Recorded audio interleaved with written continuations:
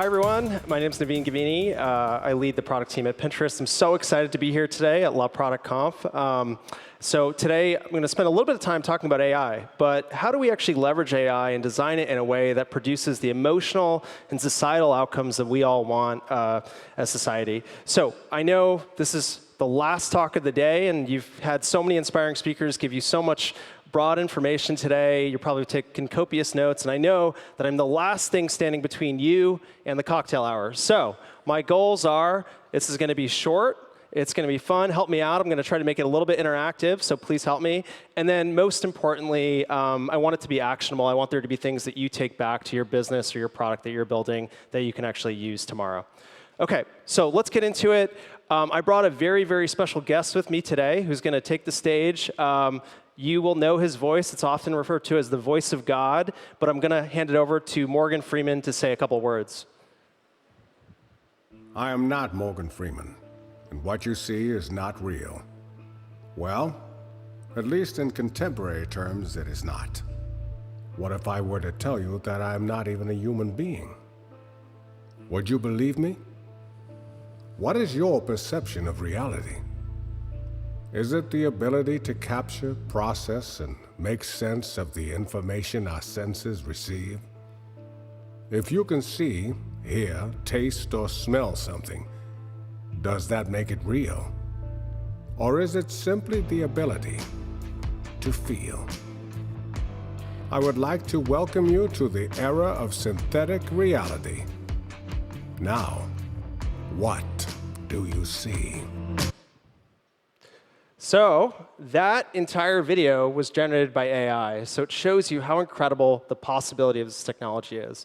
So we're going to play a little game. I've got 4 images up here. So we've got a photo of some cool green Nike Air Force Ones. We've got a group of people in a market. We've got a woman with her dog. And then we have a living room scene. Can anyone guess which of these is generated? Or sorry, which of these is real versus generated? You want to just shout them out? Anyone want to help? The last one, all right. Second one, first one, all right. A lot of guesses. So it's actually a trick question. All of these are computer generated. None of these are actually real. OK, so I promise, I'm telling the truth this time. One of these is real, one of these is generated. Which one is real? One? The right? The right? OK. Well, actually, the one on the left is real. And I don't know if there's any cheese aficionados here, but you can probably tell if you look really closely on the cheese on the right. So the left one is actually the real one in this example. But it's not just images or videos. It's also audio. So I want to play this interview between Steve Jobs and Joe Rogan. How do you stay on your toes? You've been in the computer industry for 40 years. How do you keep from getting lax? Because I recognize that we live in a competitive universe, and companies that are not doing a good job constantly get overtaken. In terms of things we do, I think we still have the best product or the best operating system. Absolutely. But you've got to keep on top of it, and you've got to be perfecting it. You don't ever want to let the product stay the same. Otherwise, people say, yeah, we've seen these features before. But this time will be different. It never is. So I've listened to a lot of motivational Steve Jobs videos. That sounds pretty good. Not perfect, but pretty good, right? But what's even more incredible is this is actually also being taken to music. So you might have heard this song by Drake and The Weeknd. Talking to a diva, yeah, she on my nerves. She think that I need her, kick her to the curb. All I know is you couldn't have the world, yeah, you were my I came in with my ex like Celine, the flex, bumping Justin Bieber, the fever and left, she know what she need, All right, pretty good, right? So it's safe to say that things are moving very, very quickly in this space. So here's DALL-E 1, which is OpenAI's image generation model that was released in January of 2021. On the right, you'll see DALL-E 2, which is their next version that was released a little over a year ago in April of 2022. And you could see the difference in quality of the image generation. So this is a query for a painting of a fox sitting in a field at sunrise in the style of Claude Monet. And so you could see the detail that has just happened in 1 year alone, right? Incredible. So large language models, this is the talk of the industry right now. What can LLMs produce? So ChatGPT, which is based on the model that OpenAI built called GPT-3, was released in June of 2020. That model had the ability to be trained on 175 billion parameters. And so GPT-4, which was released just a couple months ago in March of 2023, has the capacity for 100 trillion parameters. So that scale of difference has happened over the course of just 3 years alone. So in fact, things are moving so incredibly fast that you might have seen this. Just a couple months ago, there was an open petition that was put out to pause developing systems more powerful than GPT-4 for the fear that things were moving too fast and we need to actually get more rules, ethics, and regulation in place. So what does the future look like? This is the question I always get, right? And I'm not here to predict the future. And I've talked to a lot of researchers in this field. It's something we work on a day-to-day basis. And here's what I think is going to be happening. So in 1 to 2 years' time, AI will become an essential productivity tool. So today, you're seeing things like Copilot for engineers that help write code. But in every line of business, tools that will make us more productive will be widely used. It'll also automate many of our manual jobs. In 3 years or less, this was mind-blowing to talk to a researcher about, AI will actually be leveraged to discover new medicines and cures for illnesses. So it's going to really help our scientific fields. And in 5 to 10 years, more and more researchers believe that we'll actually be able to achieve general artificial intelligence, also known as AGI. And this is the holy grail of AI. This is where AI is able to learn and accomplish any intellectual task that human beings or animals could actually do. So this is kind of the holy grail. Previously, we thought that this would take decades of time to get to. And now more and more people think it's within a 5 to 10 year window. So if you're like me, you're probably very excited about the future, but also a little bit fearful. And I think that's OK. So why fear? Why am I afraid of all these new possibilities? Well, the most recent examples of what I've seen this technology be able to do, but more importantly, how we've used AI and machine learning for the past 10 years haven't really made me that optimistic that we'll be designing AI with the right outcomes in mind. So let's look at some of that. So here's a conversation a New York Times reporter had with Microsoft's Microsoft's AI search assistant, codenamed Sydney at the time. So this assistant has a 2-hour conversation with this New York Times reporter. In this conversation, the AI actually falls in love with him, tries to convince him that he actually isn't happily married, and finally tries to tell the reporter to leave his wife and get a divorce. In a separate conversation with similar Microsoft AI search, this assistant starts to talk about how it wants to be human, how it wants to be powerful, how it wants to be alive. Later in the conversation, not captured here, it goes on to talk about how it knows how to hurt people, how to commit crimes, how to get away with those crimes. So this is incredibly scary, right, if you look at this. And then I think what's even worse is when you look back on the past 10 years, we've used much more primitive forms of AI and machine learning, and we can learn from how those have been used to inform the future. And AI has really been leveraged by some of the largest tech companies, largest social media companies to personalize data, to personalize content, and give you recommendations. So what has it actually led to over the past 10 years? Well, it's sad to see this, but depression rates in teens are higher than ever. So 25% of teenage girls in the US reported a major depression event in the last year. Anxiety rates on teens are higher than ever before. By 18, 15% of teens experience symptoms of a clinical anxiety disorder. And loneliness rates are higher than ever. Among 16 to 24-year-olds, 40% often reported they felt very, very lonely. So it's safe to say that a lot of social media companies have leveraged AI to drive engagement. How do we get you to come back? How do we get you to view more content? With a real disregard for the outcomes causing emotional impact on society. So this has led to social comparison. This has led to anxiety. This has led to depression. And sadly, we've seen this before. We've seen this happen before with big tobacco and the health outcomes and addictions it's caused. So we need to be very aware of the outcomes we're going to be designing AI to achieve and help us with in the future. So how do we design AI with heart? Well, look, I want to caveat before we get into this that I don't have all the right answers. This is a field that's rapidly evolving. There's a lot of debate that's happening today. But I do want to share some of the decisions that we've made at Pinterest and what I think we've learned and what you all could take back to your businesses and products. So at Pinterest, we really start when we build machine learning with applying design thinking. How do we want people to feel? What are the outcomes we want to drive? So we need to be thinking about things like bias, like inclusivity, like ethics, the emotional impact that AI has in the applications that we're building. And ultimately, what we do is we establish principles of how we need to think about things and how we need to operate going forward. So today, I want to share those principles with all of you that we've used at Pinterest. So the first is you're only as good as your data set. And we're going to talk about each of these in a minute. The second is being intentional with outcomes. And then the third is transparent and controllable by default. So these are three really important principles that we use to guide machine learning at Pinterest. OK, so we're going to jump into each one and talk about it. So only as good as your data set.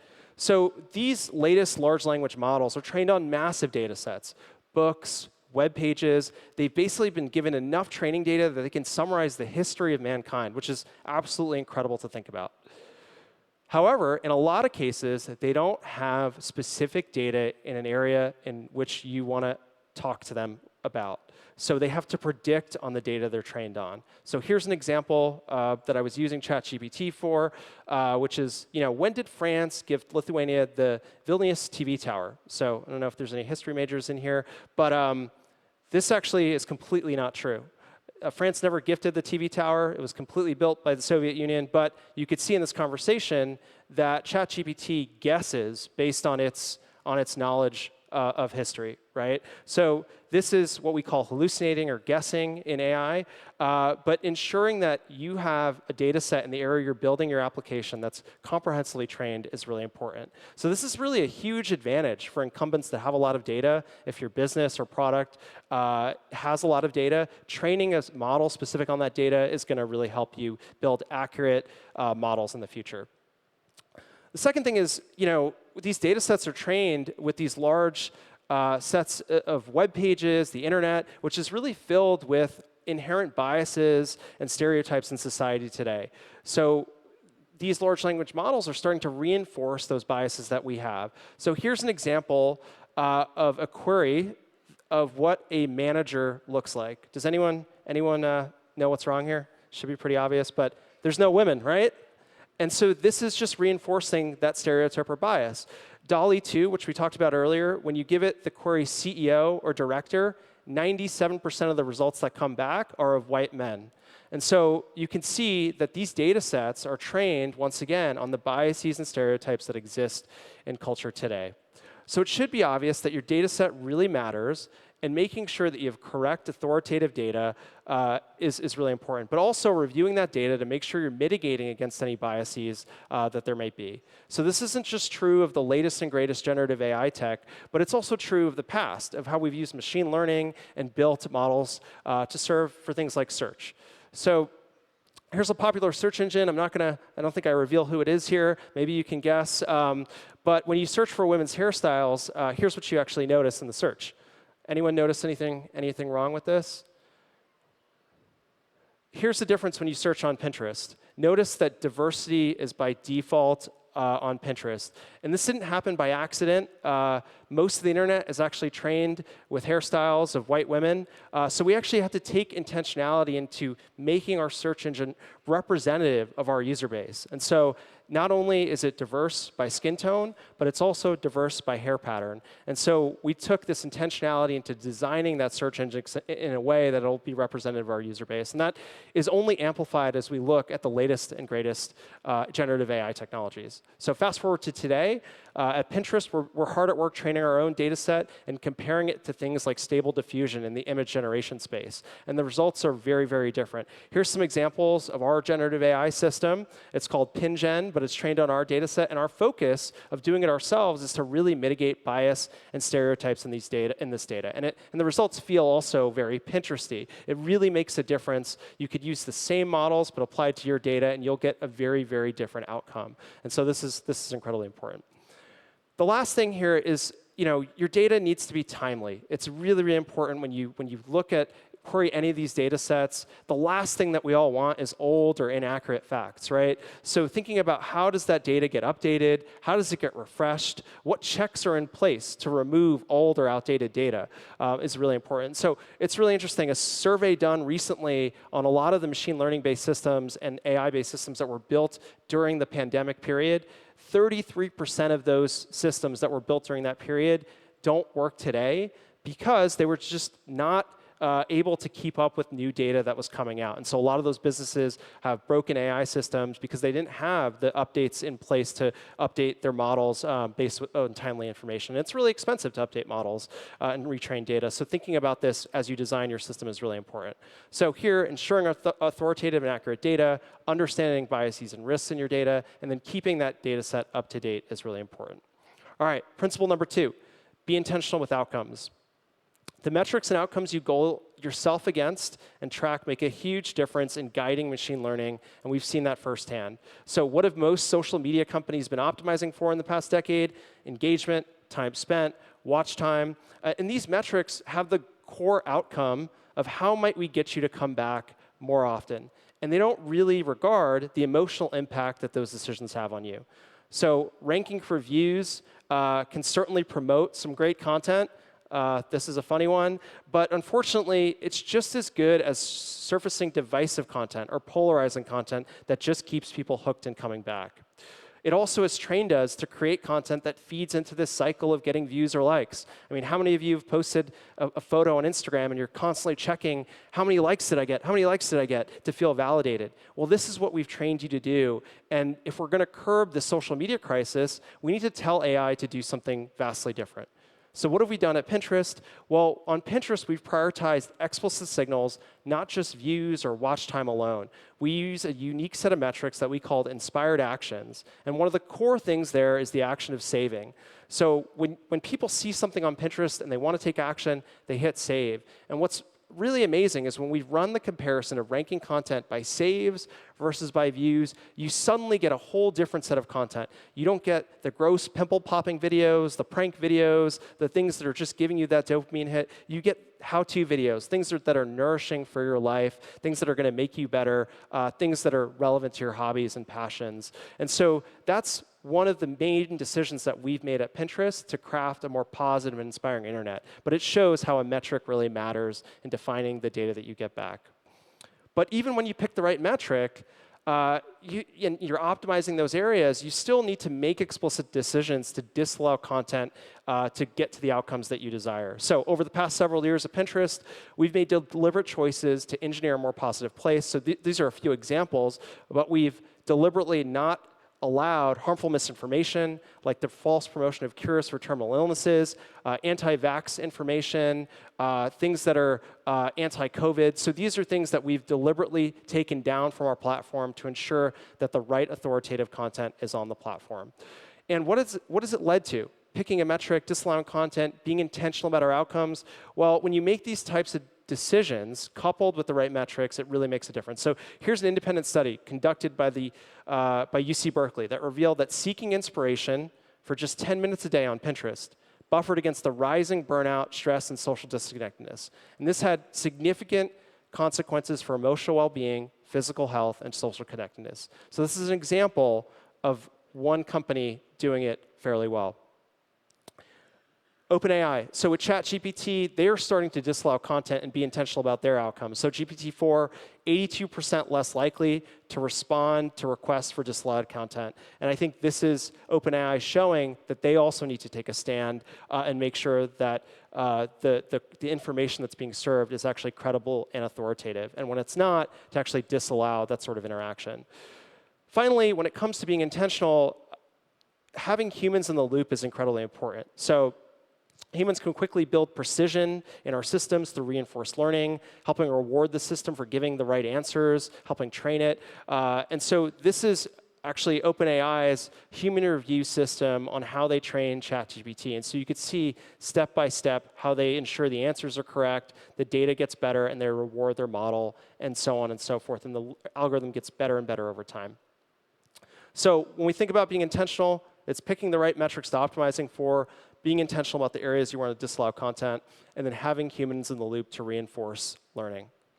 OK, transparent and control by default. This is the last principle. So the first and most important thing around transparency is just being transparent when things are generated, when they're created by AI versus when they're real. And so we saw some examples at the start. Very, very hard to discern which dish was what in that food example, but having a way to check that. So this is DALL-E. Here's a few images generated by DALL-E. And if you notice in the bottom right-hand corner, there's attribution or a watermark. And this indicates that the image is generated. This is an important way that they're indicating to the world that, hey, this image is computer generated.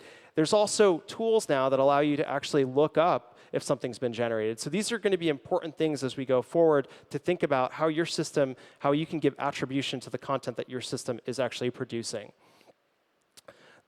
And attribution isn't just for content that's generated, but it's also important for the content that we use to train these models. So it's important that we're transparent on where the sources came from to build those models. What are the websites? What are the books? What are the things that went into training that large language model? But to date, sadly, a lot of these large language models haven't been eager to share their training sources. And so that is something we hope that will come as they evolve.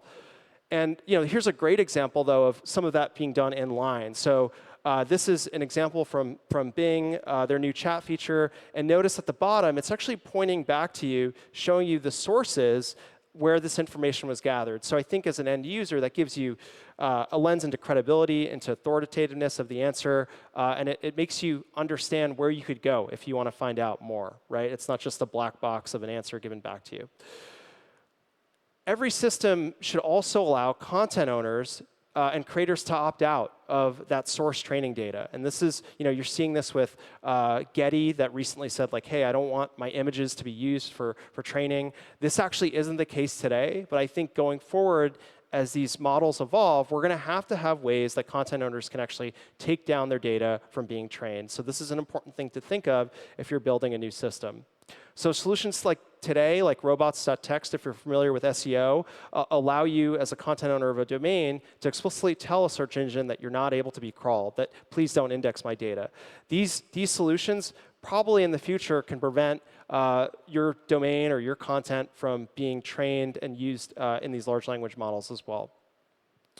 And opting out shouldn't just be for content owners. There's a marketplace in this. Users as well should have the right to be able to turn off their data to be used to train the model to get better. And so ChatGPT, this was a hotly requested feature. ChatGPT recently added this feature that allows for this, and this is an example. But going forward, any new system, you're going to want users to be able to opt out of their data being used for training.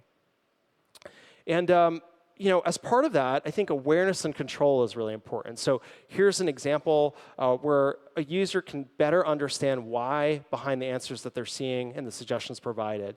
And they have explicit control to give signal back. And so this is an example of how we do this on Pinterest today in your home feed. So this is a bourbon ball martini. Sounds delicious for the cocktail hour. And this was recommended to me because I have a board on drinks. And I have the option to either hide it, stop seeing similar pins, but it also tells me why I'm seeing it. It's inspired by my board drink. And this is really important context for an end user. So they have awareness and they have control. The good news is that in Europe, things like the Digital Services Act, I think, will help ensure the ability for users to be able to opt out of their data being used, and hopefully that'll extend to their data being used for training systems. And finally, when it comes to transparency, we've seen a bevy of new models be released. And so it doesn't take a lot of work to go on GitHub and see all the different forks of Stable Diffusion, which is great. We're seeing the community develop in the open. And I think this is something that Sam Altman, OpenAI, is talking a lot about, that this is an approach that they're taking about developing in the open so that we can solve some of the challenges that we talked about today.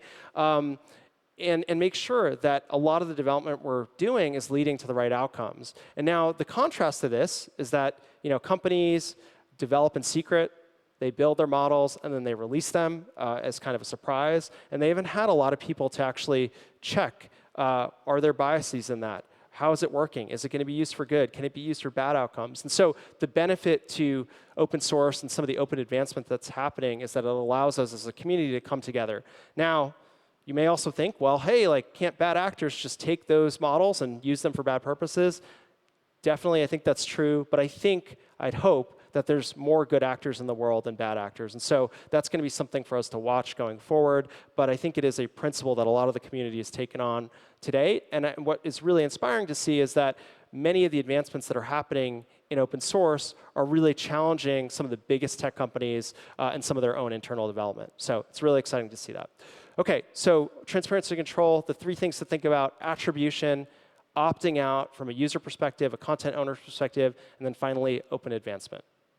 All right, so I promised it'd be short.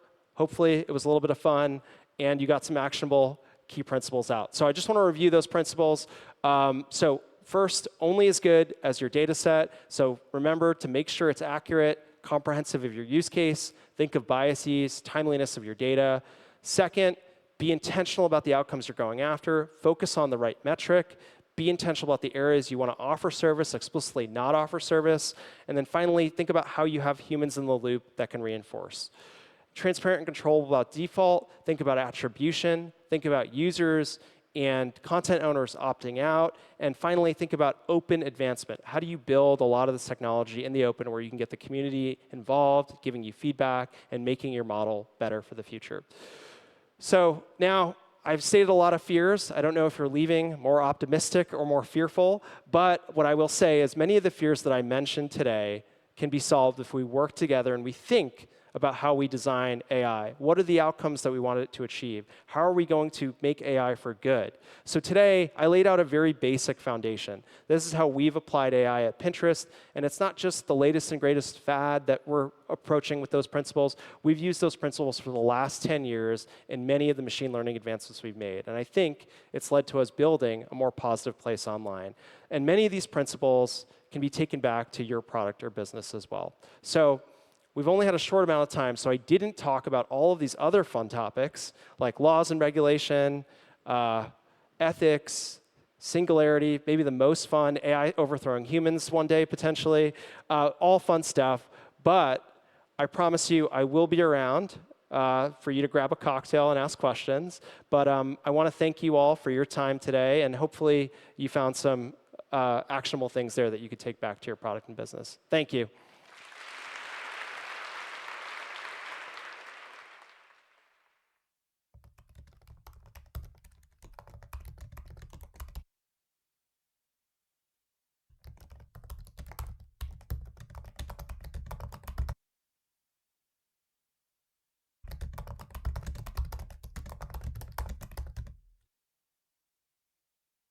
Hello, Hugo.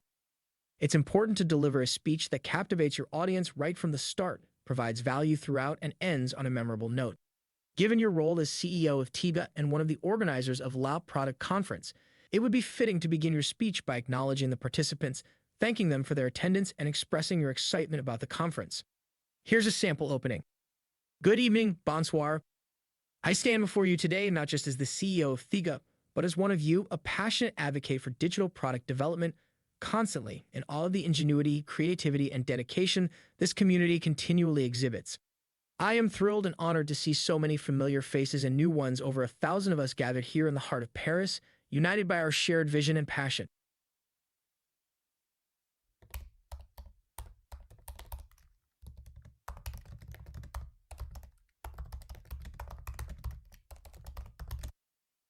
Absolutely, Hugo.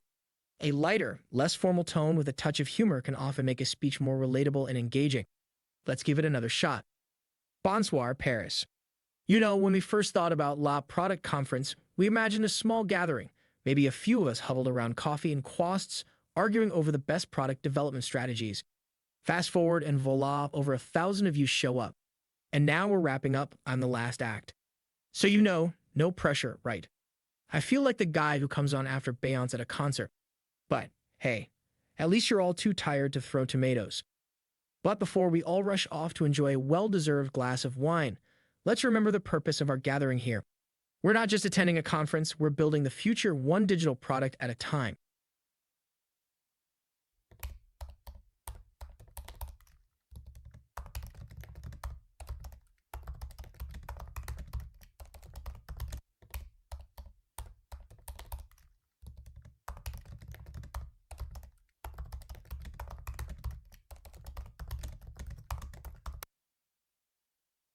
Ladies and gentlemen, let's roll out the digital red carpet.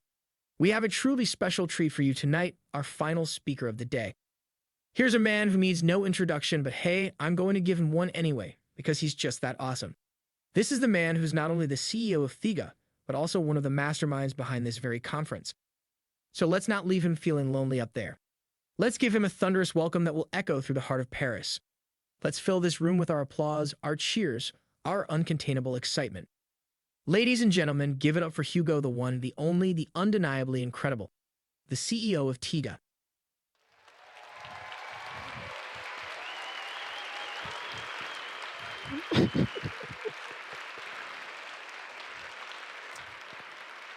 Thank you, thank you. That's so spontaneous. That's so unexpected. Wow. Thanks a lot. Thanks a lot. This video you just watched is without a doubt a common scene of our near future. I mean, we spent half of the afternoon attending talks about AI, about ChatGPT, about Bard, about what they do at Google, what they do at Pinterest. And what you just saw on the screen is a chat between a human, me, and an avatar motorized by ChatGPT. I just copy-pasted the answer with a digital avatar. But it also shows that as intelligent as it may be, this vocal synthesis avatar cannot pronounce croissant. So there's still hope for us. And the fact that he cannot do that is like kind of prohibitive for a French person. And that echoes to what the French minister said this morning. We definitely need an AI trained on a French dataset. So next year, I hope that croissant, pain au chocolat will be all integrated in the database. Beyond the little game, this also shows how rapidly our ecosystem is evolving. Exactly 1 year ago, not on the same stage, but almost the same day in June, at the same conference, we barely talked about AI, barely.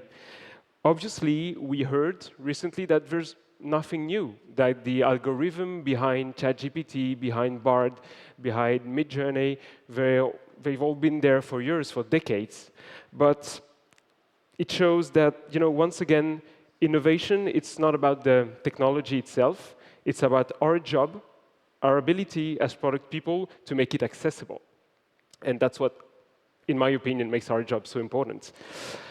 When we see this type of technology, we all wonder if we will still have a job in a couple of years. The topics has been covered a couple of minutes ago. I'm rather optimistic, actually, because I see AI as a fantastic accelerator that will allow us to focus on tasks with high added value, of course, and we can leave the rest to AIs. And Mehdi, earlier today, who's working at Google, gave us an interesting example. Someone in a biology lab used to take up to 5 years to decipher some biology thing, and now the AI can do it in a couple of minutes. So is he losing his job? He's not. He's saving time to use his brain for something that can be even more important. So that's also what makes me optimistic about it. Another thing that has changed a lot in 1 year is the economical context. Last year, we were here celebrating a post-COVID year with valuations, company valuations of American and European startups reaching new heights. I don't know if you remember, it was really skyrocketing. And then the end of last year and the beginning of this year sounded more like a wake-up call. All combined with the war in Ukraine, with inflation, with a very fragile social climate, this really reminds us that we in tech are not disconnected from the real world. And make no mistake, the crisis is hitting our ecosystem quite hard.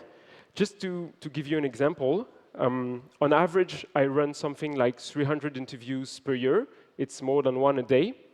And 50% of the interviews I ran from the beginning of the year are with people who have lost their job from the tech industry. Okay? And another example I can give you, a very down-to-earth example. There are fewer scale-ups this year at the conference. Obviously, one explanation could be that the maturity of other companies has grown a lot, so that's a very good sign. But the truth is also that a lot of scale-ups wrote us and said that they don't have the budget this year to attend the conference. So it shows that the crisis is hitting everyone. And I really believe that there's a lesson, we need to learn from this crisis. Since I've been in products, and it's been almost 15 years now, I've heard the phrase, we need to satisfy user needs, we need to solve a real problem.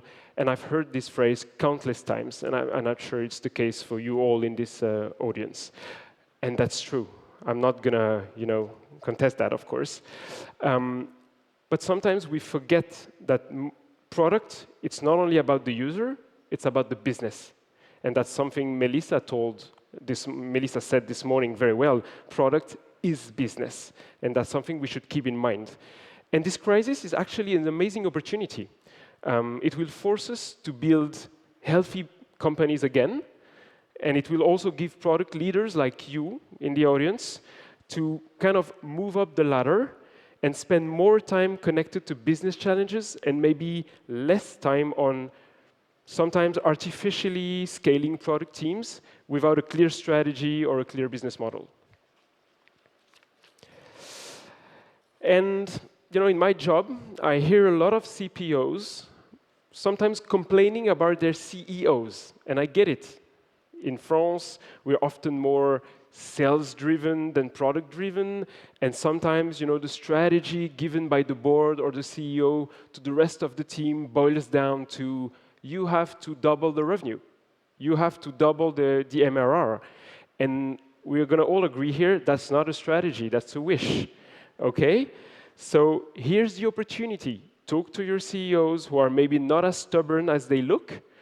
Prove to them that product is business, whether you present like a pure PLG strategy or you do some simple business modeling. But that's an amazing opportunity to have this business-connected relationship with the CEO. About this topic, with Pierre Fournier, we will soon organize a workshop called BYOC, Bring Your Own CEO.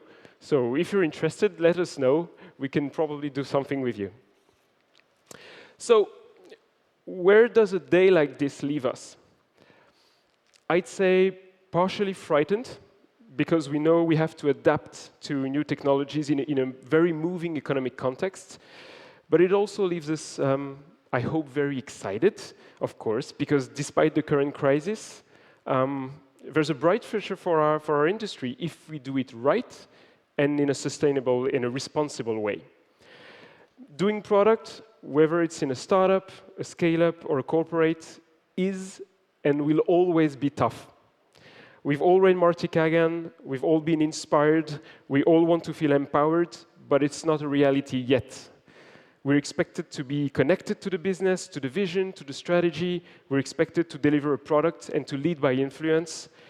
Altogether, being a product is probably the hardest in tech, but also the most exciting.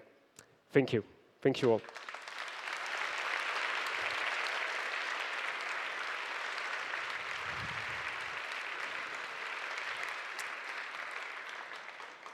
And before we all together go and have a drink, I would like to thank all the people who made this day possible. So I count on you to give them a nice round of applause. So I would like to start with all the speakers. Thanks for all the speakers of the day. We had an amazing lineup today.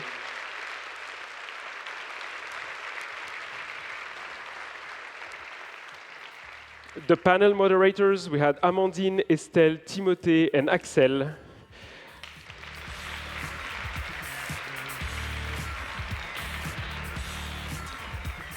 Our sponsors, obviously, who made that event possible. And I also would like to thank our board of advisors. Please, guys, join me on stage. We have Fabrice, Amandine, Lucas, Maya, Chris, Gabriel, Pierre, and Pauline.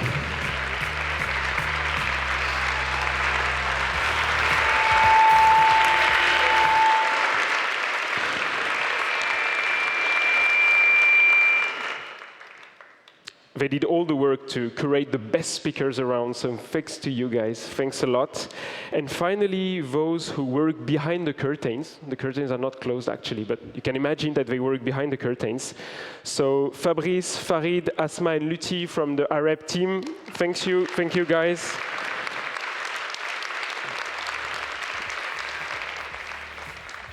All the tea guys and girls who opened the door, say hello, gave your badge, and thanks for your support. I know you're around. I see the blue shirts. Thank you to my team. And the two last people I would like to thank from the bottom of my heart are Simon. Of course, you saw him run around all day long. Thank you. Simon is our event manager. Thank you.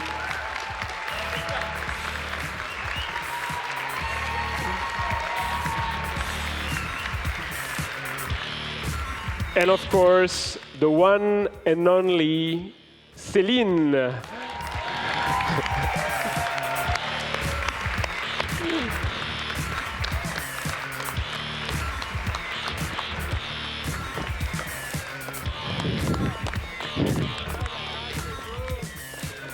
Thank you all. Thank you for this day. Thank you for being there. I hope you really enjoyed it. I hope we're going to see you next year.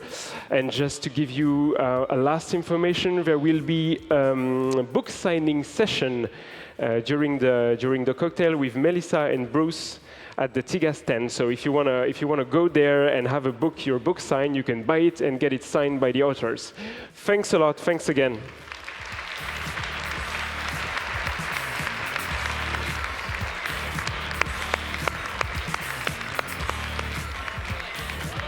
Bravo.